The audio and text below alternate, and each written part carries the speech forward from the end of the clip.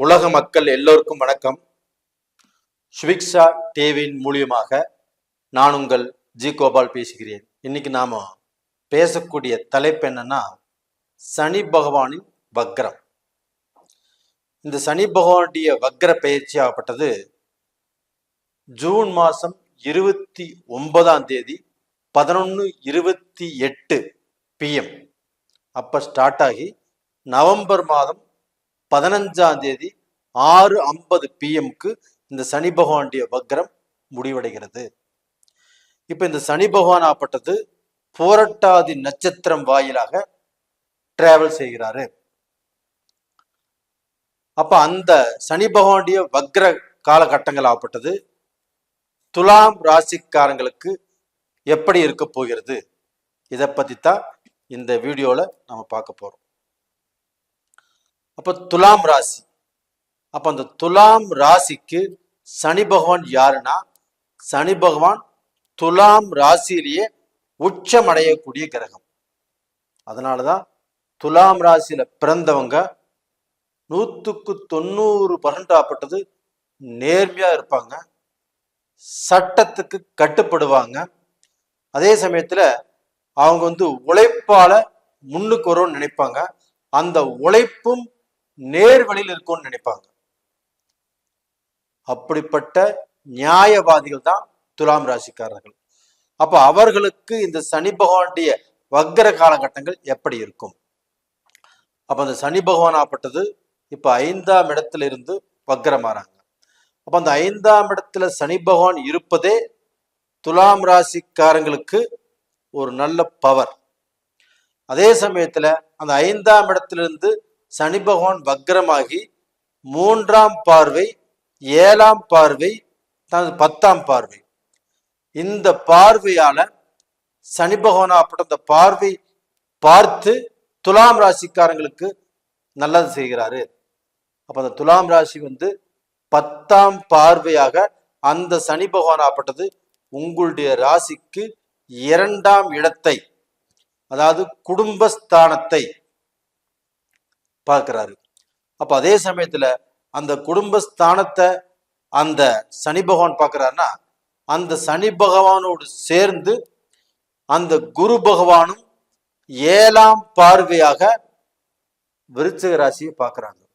அப்ப சனி பகவானும் வக்ரத்திலிருந்து பார்க்கறாங்க, அந்த குரு பகவானும் ரிஷபத்திலிருந்து 7ஆம் பார்வையாக விருச்சிகத்தை பார்க்கறாங்க. அப்ப இதனால என்ன நடக்கும் அப்படின்னா, துலாம் ராசிக்காரர்களுக்கு கண்டிப்பாக அவங்க குடும்ப ரீதியாக பிரச்சனைகள் அந்த பிரச்சனைகளால் பாதிக்கப்பட்டு மனம் உடைந்து குடும்பம் பிரிஞ்சு டைவர்ஸ் வரைக்கும் போயிருக்கிறவங்க யாராக இருந்தாலும் இந்த பீரியட்ல அவங்க ஒன்று சேருவதற்குண்டான வாய்ப்பு இருக்குது. அப்போ அந்த டைவர்ஸுங்கிற பிரச்சனைக்கு போக மாட்டாங்க. அந்த மன கஷ்டங்கள், மனக்குழப்பங்கள் எல்லாமே தீரும். அப்போ அவங்க ஒரு சந்தோஷமான வாழ்க்கையை எதிர்பார்க்கக்கூடிய காலகட்டம் இந்த காலகட்டம். அது போக படிக்கக்கூடிய மாணவர்களுக்கு அந்த 2ஆம் இடம் என்பது கல்வி ஸ்தானம். அப்ப அந்த கல்வி ஸ்தானத்தை அந்த குரு பகவானும் பார்க்கறதுனால, அந்த சனி பகவானும் வக்ர கதியிலிருந்து பார்க்கறதுனால கண்டிப்பாக படிக்கக்கூடிய மாணவிகளுக்கு நல்ல ஞாபக சக்தி வரும், படிப்புல தேர்ச்சி பெறுவீங்க. நீங்க நினைத்த இடத்துக்கு காலேஜில் கண்டிப்பாக சீட் கிடைக்கும். அதனால மாணவிகள் கவலைப்பட வேண்டியது இல்லை. இது போக துலாம் ராசிக்காரங்க அவங்களுடைய வாழ்க்கையில அவங்க செஞ்சுட்டு இருக்கக்கூடிய வேலையில உயர் பதவி கிடைக்கும். அப்ப அந்த உயர் பதவி, உயர் அந்தஸ்து, உயர் கௌரவம், இதன் மூலியமாக துலாம் ராசிக்காரர்கள் இன்னும் ஒரு படி மேல சந்தோஷப்படுவாங்க.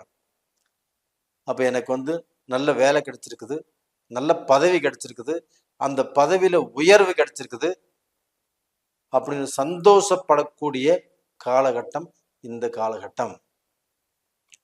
இது போக பாத்தீங்கன்னா அந்த துலாம் ராசிக்கு 7ஆம் இடத்தை சனி பகவான் பார்க்கறாங்க. அப்ப அந்த 7ஆம் இடத்து சனி பகவான் பார்க்கறதுனால கண்டிப்பாக திருமணங்கள் யார் யாருக்கெல்லாம் நடக்கவில்லையோ, அந்த திருமணத்துக்கோசரம் யாரெல்லாம் காத்துட்டு இருக்கிறாங்களோ, கடந்த காலத்துல தடைப்பட்ட திருமணங்கள் இந்த பீரியட்ல கண்டிப்பாக நடக்கும். ஏன்னா குரு பகவான் குடும்பஸ்தானத்தை பார்க்கிறாரு, சனி பகவானும் குடும்பஸ்தானத்தை பார்க்கறாங்க. அப்ப அந்த குடும்பஸ்தானத்தை பார்க்கறதுனால கண்டிப்பாக உங்களுக்கு குடும்பத்தை அமைத்து கொடுப்பார். உங்க குடும்பத்துல ஒரு நபர் அதிகமாவாங்க. அப்போ உங்க குடும்பத்துல கல்யாண கலை கட்டும். அப்ப டோட்டலா உங்களுக்கு அந்த கல்யாணம் ஆகல அப்படிங்கிற பிரச்சனை இனிமேல் இருக்காது, கண்டிப்பாக தீரும். அப்ப அது ஆணுக்காக இருந்தாலும் சரி, பெண்ணுக்காக இருந்தாலும் சரி, திருமணம் சம்பந்தப்பட்ட பிரச்சனைகள் கண்டிப்பாக விலகும். அப்ப இது போக அந்த துலாம் ராசிக்காரங்களுக்கு அந்த குரு பகவான் அந்த சனி பகவான் ஆப்பட்டது 11ஆம் இடத்தை பார்க்கறாங்க. அந்த 11ஆம் இடம் லாபஸ்தானம் அப்படிங்கிறதுனால இவங்களுக்கு எந்த தொழிலை இதற்கு முன்னாண்ட அவங்க செய்யணும்னு ஆசைப்பட்டு காத்துட்டு இருந்தாங்களோ அந்த தொழிலை இந்த பீரியட்ல கண்டிப்பாக செய்யலாம். அப்படி செய்தாலும் நல்ல மாற்றங்கள் உருவாகும். அந்த தொழில் மூலியமாக நல்ல திருப்தி கிடைக்கும். நம்ம இவ்வளவு நாள் நினைச்ச தொழில், நம்ம ஆரம்பிக்கும் நினைச்சிட்டு இருந்த தொழில் இந்த காலகட்டத்துல நாம ஆரம்பிக்கிறோம் அப்படிங்கிற ஒரு முடிவு கிடைக்கும். அப்ப இந்த பீரியட்ல உணவு சம்பந்தப்பட்ட தொழில் கண்டிப்பா நல்லா இருக்கும். டெக்ஸ்டைல் சம்பந்தப்பட்ட தொழில் நல்லா இருக்கும். அது போக இங்க உள்நாட்டு வெளிநாட்டு வாணிப தொடர்புகள் இவங்களுக்கு நல்லா இருக்கும். கமிஷன் பேசிக்ல தொழில் செஞ்சாலும் நல்லா இருக்கும்.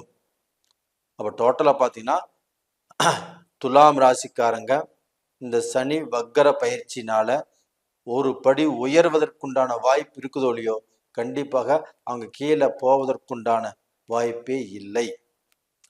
அப்ப இந்த பீரியட்ல பாத்தீங்கன்னா துலாம் ராசிக்காரங்களுக்கு இந்த முழங்கால் சம்பந்தப்பட்டது, இந்த கணுக்கால் சம்பந்தப்பட்டது, இந்த கால் ஜாயிண்ட் சம்பந்தப்பட்டது, இந்த மாதிரி பிரச்சனைகள், அதன் மூலியமாக மருத்துவ செலவுகள் கண்டிப்பாக வரக்கூடிய வாய்ப்புகள் இருக்குது. அப்ப அந்த வாய்ப்புகள் இருந்துட்டாலுமே அந்த குரு பகவான் ஆப்பட்டது உங்களுடைய ராசிக்கு 12ஆம் இடத்தை பார்த்ததுனாலும், உங்க ராசிக்கு 2ஆம் இடத்தை பார்த்ததுனாலும், உங்க ராசிக்கு 4ஆம் இடத்தை பார்க்கறதுனாலும் கண்டிப்பாக உங்களுக்கு வரக்கூடிய பிரச்சனைகள் கண்டிப்பாக தீரும். அப்போ என்னடா இது, நம்மளுக்கு மருத்துவ செலவே பார்த்துட்டு இருக்கிறோம், நம்மளுக்கு ஒரு ரிலீஃப் கிடைக்கலையே அப்படின்னு நினைக்கிறவங்களுக்கு இந்த பீரியட்ல கண்டிப்பாக நல்ல ரிலீஃப் கண்டிப்பாக கிடைக்கும்.